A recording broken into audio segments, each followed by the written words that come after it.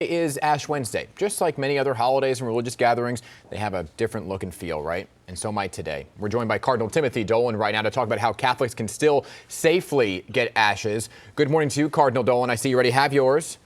How are you, Dan? It's good to be with you. I appreciate the invitation. Come on over and we'll smudge you up, Dan. Okay? Right after the show. We're giving out ashes. We're taking the safety precautions very seriously, in that we're making sure that people are distanced, and the priest will actually not speak to the person who comes up like we usually do, Dan. You know how the priest will say, "Remember, you are dust, and unto dust you shall return." We'll say that over everybody, but we will still make the sign of the cross with the blessed ashes, and then the priest will purify his thumb before going to the next person to make sure that physical contact is sanitary.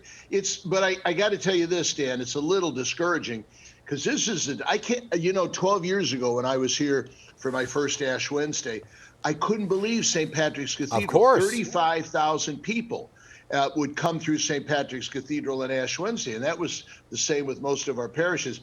I just drove by now, coming back from the Franciscan Father's Bread line, and there used to be lines around the block, and now there's not. So it's a little dismal, but... Yeah, let me ask you this, Cardinal, because, you usually have that express line, right? And we've seen it, you're mentioning, wrapped around Fifth Avenue when there isn't a pandemic. Will the express line still be open? Well, it would be open, but I'm worried that not too many people are going to be able to come. You know what, Dan? You would know this from the demographics of Manhattan. St. Patrick's Cathedral depends heavily upon our business people being here and tourists and visitors. We don't have either of those now. So I think in the outer parishes, you're going to see big crowds because people love and appreciate Ash Wednesday. St. Patrick's Cathedral, it's not going to be as jammed as usual. Will everybody in those outer parishes also be actually getting the ashes? Or I was reading about the sifting, kind of just throwing it over the head like they're doing over in Vatican City. You know what we did? We told our pastors, look, we trust you. Here's a couple ways you can do it. And so it's kind of up to the pastors, but I think most are going to mark the people with the blessed ashes on their forehead. And here's where I know you do best, right? For people who don't feel comfortable getting those ashes, how can you still implore to them you can feel the spirit of Ash Wednesday? You can, Dan, because remember, the ashes aren't of the essence. The ashes are a symbol of what's going on deep down inside.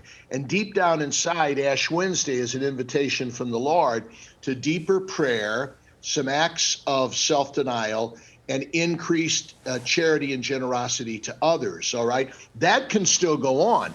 That's the essence of Lent.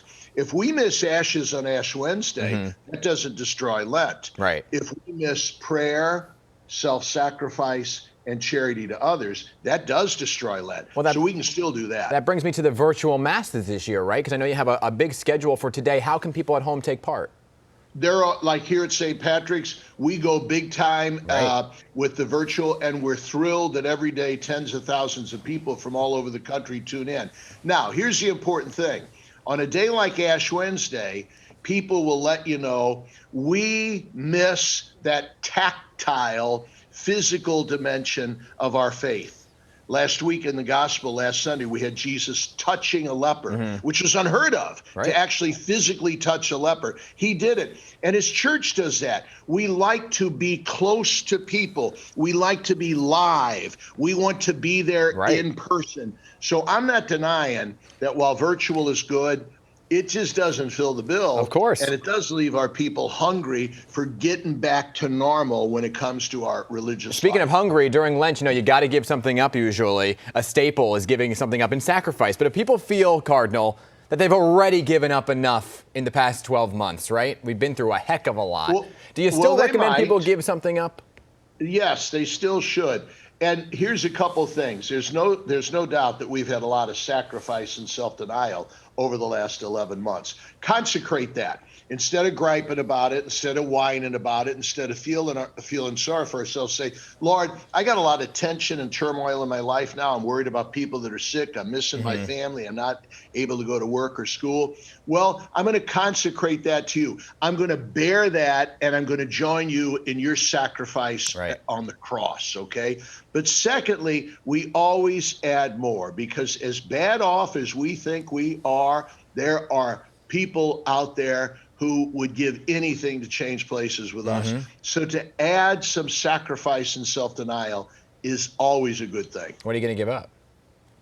I can't tell you, Dan, because Jesus tells us in the gospel for Ash Wednesday, don't let people know what you're sacrificing. Oh. I can't tell you that I'm giving up beer and pasta because Jesus told us not to do that. I don't know if anybody would believe that. The gospel. So, all right. Cardinal, and it is tough because on Fridays, you cannot traditionally not eat meat on Fridays. Right. So Today, goodbye to Ash the bolognese. Wednesday and all the Fridays of Lent, no meat. Right. Goodbye bolognese. So that hot dog cart outside of St. Patrick's looks more tantalizing than ever on Ash Wednesday. They know you by name there, I know. I want to talk about something quickly, and that's enrollment in Roman Catholic schools, Cardinal, if you don't mind, in the United States, dropping over 6% from the previous academic year amid the pandemic economic stresses, right? We know that this has been a hard year for parents to pay that tuition. How concerned are you? My mother used to be a Catholic school teacher right here in your archdiocese. I know it's tough for parents. What is the hope you can offer them? There is hope out there because you are right. Last year over the summer, we had to make some tough decisions because the enrollment went down. Thanks be to God, Dan, the enrollment is now going up in our beloved Catholic schools. Why? Because we're open. Because we're open. We're at them, and we're doing it with extraordinary safety.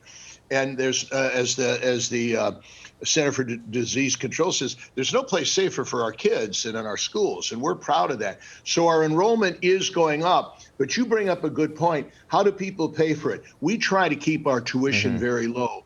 Thanks be to God, our generous benefactors have come through, especially to our inner city Catholic schools. The scholarships available are still there. So any parent out there thinking of enrolling their child in a Catholic school, go for it. And we will do our best to try to make sure that your kids are with us because we love them, we want them. All right, so gosh, we should drag my mother out of retirement, bring her back to the archdiocese. Well, she can get back in the saddle, Dan. All right, okay? And Cardinal, I know I got to go. I know you were quarantining. How you feeling? You okay? Yeah, I'm fine, and thanks for asking. It wasn't myself. It was the priest, one of the priests here in the rectory where I live, tested positive, but he didn't have any symptoms either. So I had to quarantine for 5 days. I've been tested about 82 times, sneezing with those snobs up my nose, so I'm fine. Cardinal Dolan, I appreciate you being here. Appreciate your voice as always. A blessed Ash Wednesday, Dan. Right back at you.